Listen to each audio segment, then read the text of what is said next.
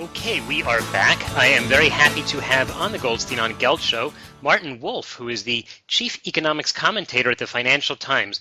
Martin, a real pleasure to have you. It's a pleasure for me too. One of the topics that you've discussed has been the issue of deflation, and there are certainly a lot of pundits who are talking about the risks of inflation. Could you just briefly describe what the real issue is and what the core is of the argument? Well, you might remember that a few years ago when the crisis first hit really severely in late 2008 and early 2009, quite a number of economists who were looking at what was happening to unemployment and to GDP were concerned we were actually beginning the next Great Depression. And certainly the first two quarters were very much like the Great Depression. In fact, fortunately, it didn't continue. But we ended up with huge reductions in GDP in the big industrial countries and very large rises in unemployment. So it was perfectly natural for economists then to say, well, given that we're producing so much less than potential, and given that inflation is already pretty low in our countries, isn't there a big risk that we'll end up actually in deflation? Wages will actually start falling, prices will start falling, and not just a little, but a great deal has happened in the 1930s.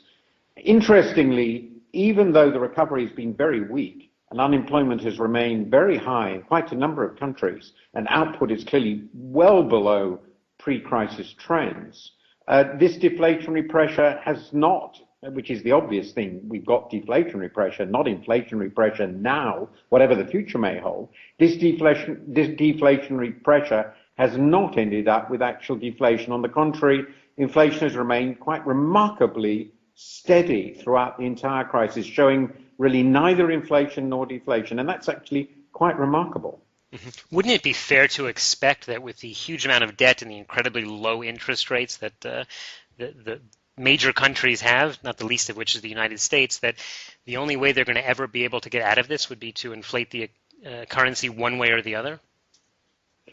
Well, this is certainly a fear many express, and certainly in some countries, though I'm not so sure about the US in this regard. I think actually the US is not quite as indebted as some people fear, and other economies are in much worse shape, but that's a separate question.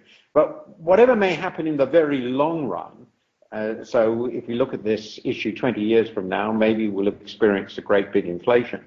But what we are actually experiencing now is nothing of the kind. We are now roughly 6 years into the beginning of the crisis. In fact, almost exactly. The first signs of a real crisis emerged in August 2007, so it's just about 6 years ago. And we have seen, as I remarked, and certainly if you knock out the erratic items, commodity prices, which have gone up and down, the core inflation, so-called, and core wage growth has been just astonishingly stable, showing, as I stress, signs of neither deflation nor inflation. Now, whatever happens in the long run, that's where we are now. And I think, as I said, it's a very interesting phenomenon. Do you think you're referring to the core figures here? Do you feel that those are, in fact, rather political figures instead of actual economic figures? Well, there are two ways of thinking about it, or answering that question. The one way is to say that major statistical agencies of the Western world are frauds. They're completely politicized. They make up the numbers as they go along, and they should be ignored. A lot of people say that, and I actually regard those comments as pretty close to being beneath contempt. Not even pretty close. They're beneath contempt. You can't manage a fraud on this scale among so many thousands of competent statisticians. There are, however, sort of deeper philosophical questions, which is, are they measuring the right things?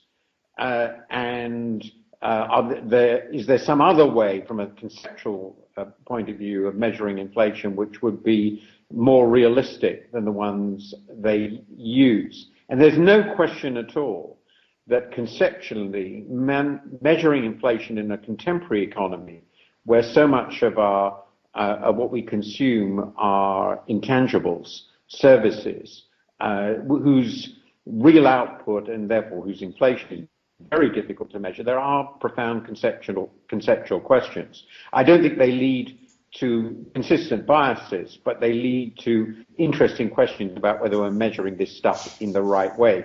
Now, the distinction between core and headline, however, I think is actually a very useful one. It became quite open to question a few years ago, or a couple of years ago, when we'd already had about 7 years of consistent commodity price inflation.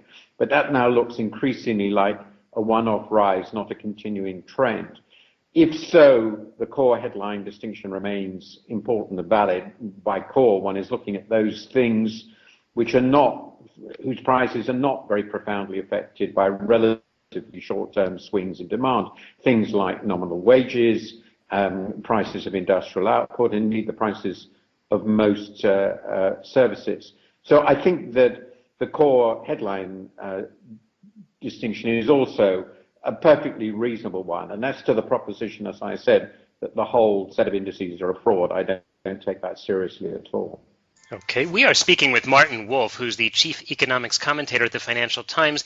You mentioned something a couple of minutes ago, where you said that the U.S. perhaps isn't as indebted as people might believe. It seems like they owe a heck of a lot of money. How do you come to that? Well, first of all, there are two aspects of this.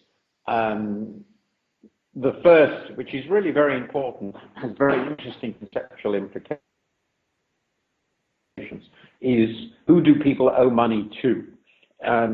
The big developed countries, which have problems of debt, which are the UK, in order of rising size, the UK, Japan, and the US, actually owe nearly everything they owe to one another. That is to say, there are some British people owe, or the British government owe money to British creditors.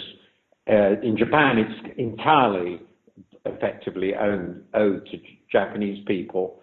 And in America, in fact, the overwhelming proportion of the total debt stock, and we're talking here about private and public debt, is owed to other Americans. So it's very important to be precise about this, because it means that the economic effects of debt, which are very real and very significant, and I was writing about debt deflation many, many years ago, so it's not a new concern to me. But it's important to understand how it works. It's an internal distributional issue.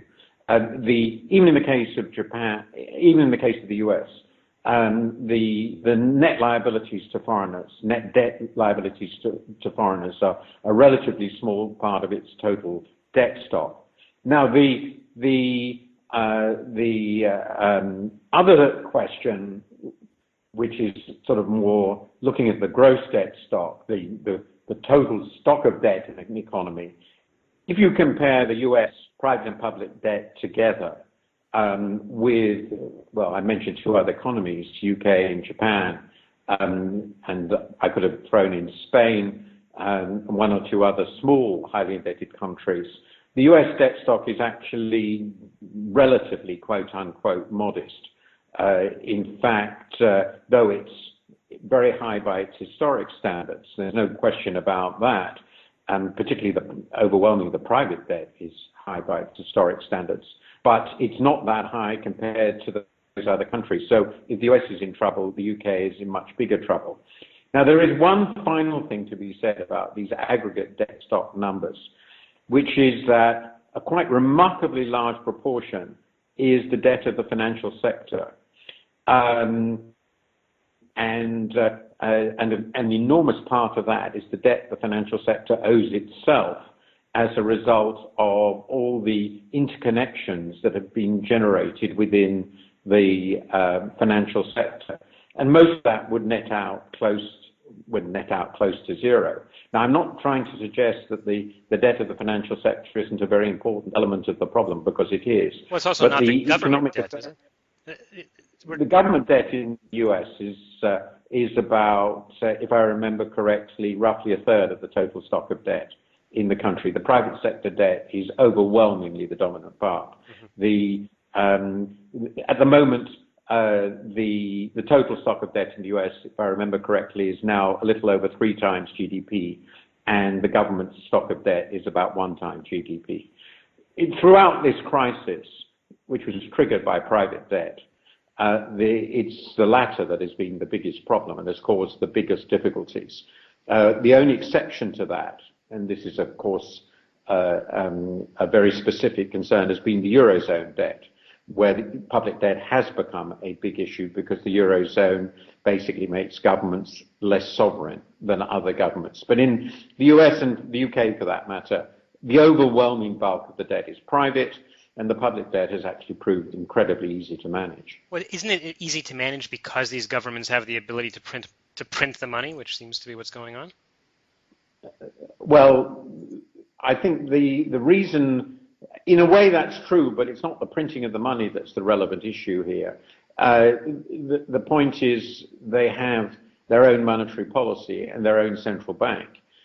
There's a very big and complicated literature about how far the very low long-term interest rates in the US and UK are because the central banks have actually been buying their debt, the quantitative easing as it's called, and how much it's simply the result of the expectation that because of the weakness of the economy, which we started our discussion with, that the central banks are going to continue with very low short-term interest rates for the indefinite future, at least for a very, very long time. And of course, the long-term rate of interest is essentially a weighted average of expected future short rates. Now, I think the evidence is overwhelming that the dominant determinant of the extremely low long-term rates of interest that the US and UK have had in recent years, despite the recent uptick still incredibly low by historic standards, is simply because the markets expect short rates to remain low for a very long time. And the reason they expect short rates to remain low for a very long time is that they recognize these economies are incredibly weak and operating far below pre-crisis trend levels. I think the evidence is very strong that the quantitative easing, though it has had some effect, and there's some interest work on that, but the quantitative easing hasn't had that much effect on the prices of bonds. My own view actually is that they never did any quantitative easing. It might have made very little difference to the performance of their economies. Wow. That is quite something. We have been talking with Martin Wolf, who is the chief economics commentator at the Financial Times. Martin, it's fascinating to hear your perspective on the currencies and certainly in countries that we are investing in regularly. But unfortunately, we are just about out of time. Just in the last few seconds, can you tell our listeners what's the best way to follow your ongoing commentary? Well, I write for the Financial Times, and the best way is to go to ft.com, and you can get a pretty long run of my previous columns, and the website actually allows you access, I think, pretty well to all of them if you use the search engine. Okay, thank you so much for your time. I hope we'll have a chance to talk to you again on the Goldstein on Gelt show. It was a pleasure. You've been listening to the Goldstein on Gelt show with money maven Doug Goldstein. Doug's weekly radio show is heard around the world, but if you miss it, you can download the podcast at www.goldsteinongelt.com. The Goldstein on Gelt show gives you up-to-date financial ideas so you can get on the path to financial freedom. If you'd like your questions answered on the air or off, send Doug an email to doug@profile-financial.com. It's your money for your future, so join Doug every week to build your wealth on the Goldstein on Gelt show.